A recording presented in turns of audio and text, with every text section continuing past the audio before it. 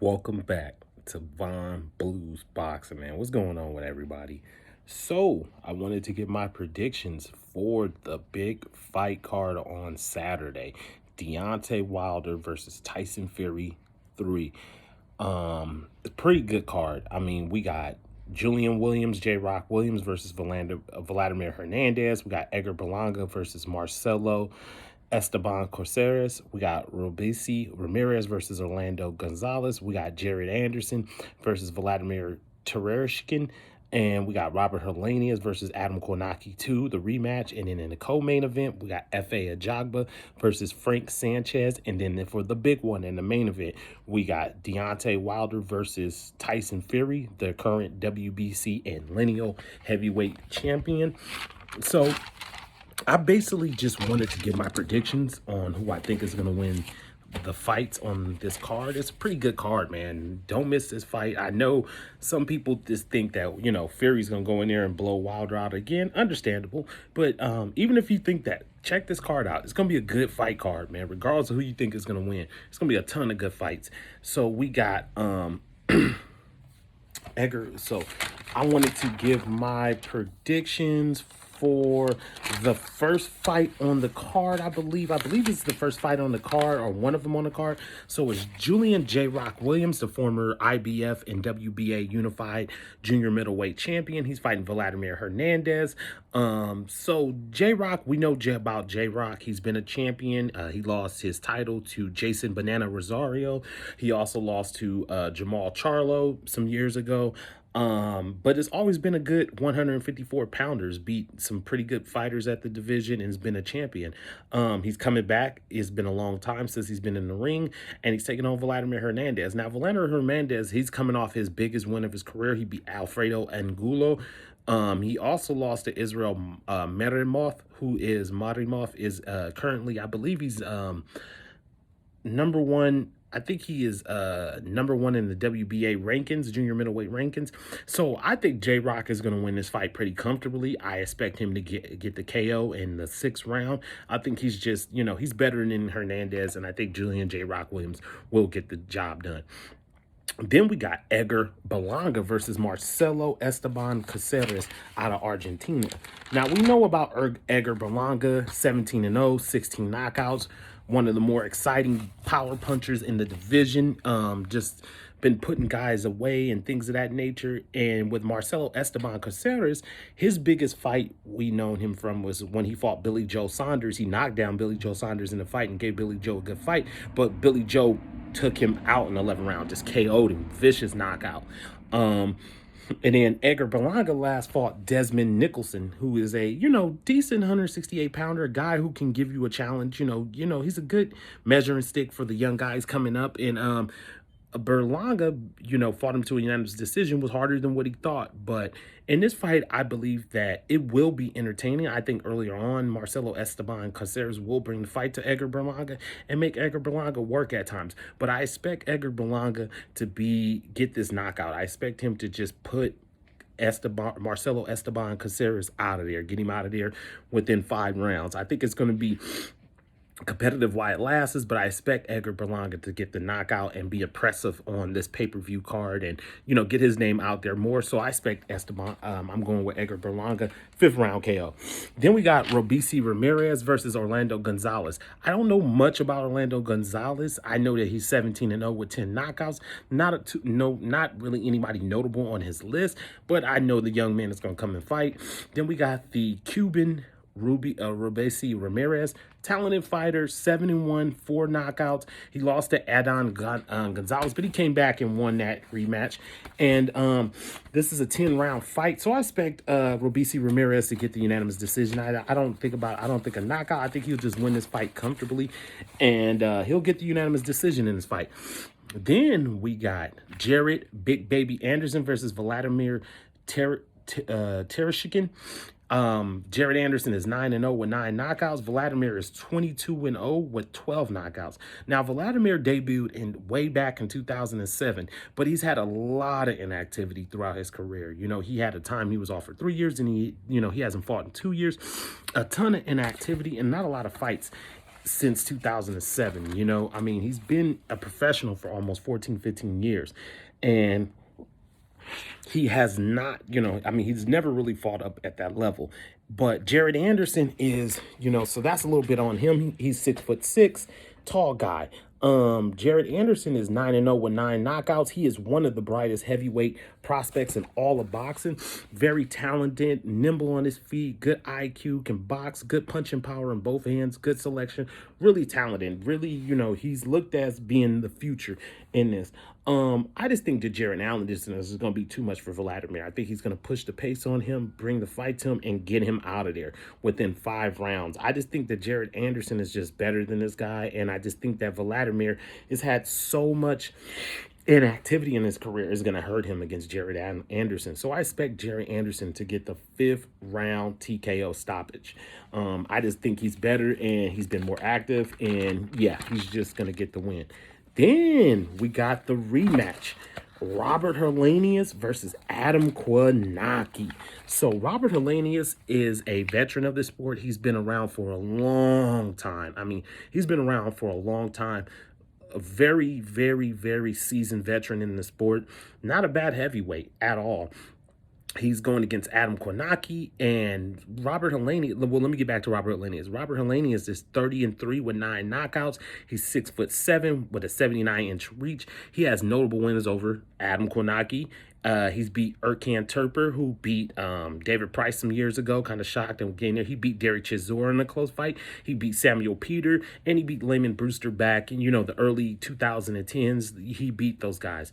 Adam Kanaki is 6'3", 76-inch reach. His notable wins: he's beat Charles Martin, Chris Arreola, Gerald Washington, and Arthur Spilka. So in 21 fights, Adam Kanaki has a pretty good resume and a good record. And then Helenius, his notable losses were to Dillian White in a close fight. He was stopped by Johan Dupas, former opponent for Deontay Wilder, KO'd him in the 6th round, and he lost to Gerald Washington. He was KO'd in the 8th round, Robert Helenius. So that's why when they fought back in March 2020, Kanaki was the pretty big favorite because he had beat Gerald Washington, stopped Gerald Washington, and Gerald Washington stopped to Robert Helenius. So they both haven't fought in almost 2 years. Helenius won by a 4th round TKO. It was a shocker in a sense.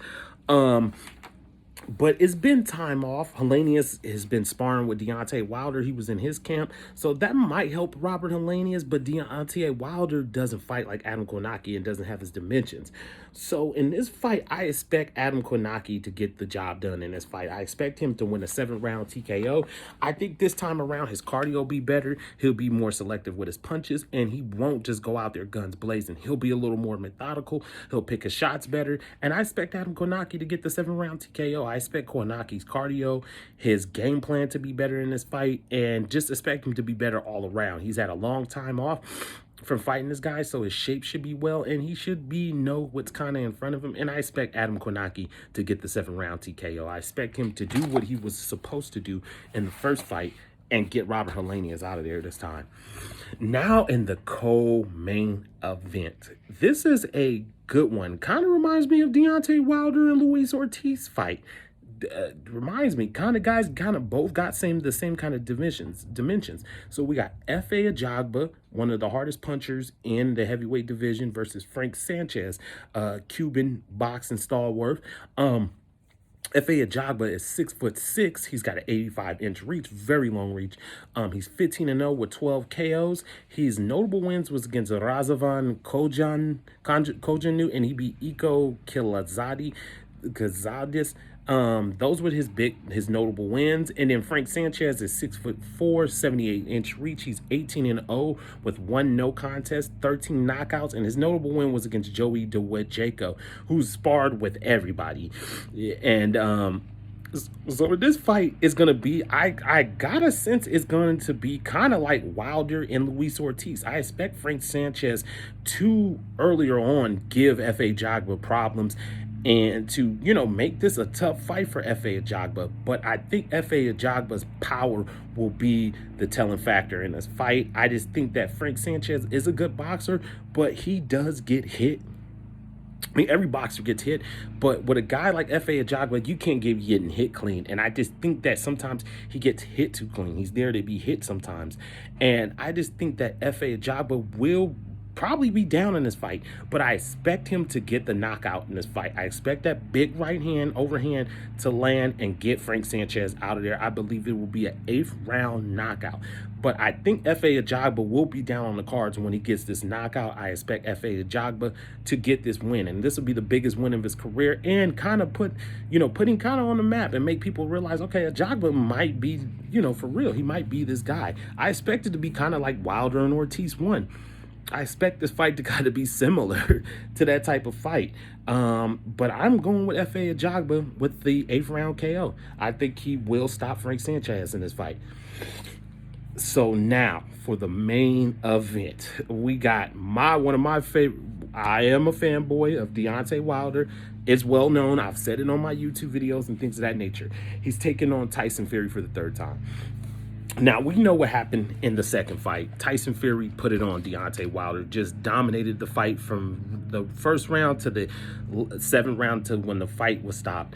Tyson Fury dominated that fight. It was a lot of fallout with, the allegations that Deontay Wilder and the excuses and allegations that Deontay Wilder made about Tyson Fury and things of that nature. We had that fallout and things of that. And that left a sour taste in some boxing fans about Deontay Wilder. They was like, well, why is he making these excuses? He lost fair and square. My thing is like the whole situation, I never fed into it because it was just like, what am I supposed to say about it?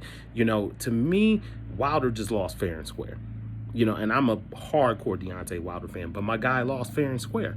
He lost fair and square to Tyson Fury. Tyson Fury was the better man. There's people who think Tyson Fury won the first. There's a lot of people who think Tyson Fury won the first fight. If it wasn't for the knockdowns, they don't think that would have swayed the fight. So in this fight, the biggest thing for Tyson Fury, I'm going to start with Tyson Fury. The biggest thing for Tyson Fury in this fight is just adjust. Whatever Deontay Wilder throws at him, just be prepared for it. Just adjust. You're good at adjusting. You're good at making adjustments on the fly, Fury. You understand the game of boxing. You're a smart dude in the ring. You got a lot of good skill set. Just be like water, like Bruce Lee. The old quote from Bruce Lee, be like water. And just make sure your game plan is on point, and, you can possibly get this job done again, Tyson Fury. Now for Deontay Wilder and for Tyson Fury, my big thing, hopefully Tyson Fury's not underestimating Deontay Wilder. Yes, you spanked him in the second fight, but you never know how the next fight is going to be. But for Deontay Wilder, it's just whatever you and Malik Scott has been working on, implement it. And have more than one game plan. That's the key for Deontay Wilder. Whatever you and Malik Scott has been working on, implement it. And hopefully it's successful. And if it doesn't work, have another game plan. Just be ready to adjust to whatever Tyson Fury is going to throw at you. Now, I know this will be my most biased boxing pick ever. I know y'all going to fire me up in the comments. I know y'all going to get on me. I know I'm about to get on comments. I know I'm going to get some dislikes, and I know I'm going to get some comments that ain't cool. But this will be my most biased boxing pick ever from Von Blues Boxing. I'm not usually I don't do this, but me being a big Deontay Wilder fan, I'm taking my guy Deontay Wilder. You'll get the 7th round knockout this time. I'm hoping, I'm praying, I'm wishing on a star. I'm calling up all the gods of the worlds. I'm hoping my boy gets this win. So this is my most biased boxing pick ever. I'm taking Deontay Wilder, 7th round KO. Now, I'm under zero illusion that Deontay Wilder can lose this fight again. I'm under no illusions, guys. None whatsoever. I'm just picking my guy. I'm just going to be biased with this one and pick my guy. And that's pretty much it. That's who I'm going with. That's who I'm going to pick. And hopefully my guy gets the job done. Now, go ahead. Y'all can go ahead and roast me in the comments and get on me, because I know y'all are going to get on me about me picking Deontay Wilder over Tyson Fury. But this will be my most biased boxing pick ever. I'm taking my guy, Deontay the Bronze Bomber Wilder, to get the 7th round knockout. Now, y'all go ahead. Go fire me up in them comments. I know them dislikes go be in there. I know I'm about to get it. But, hey, it's all good. But y'all be good. Y'all be safe. Von Blues Boxing. I'm out.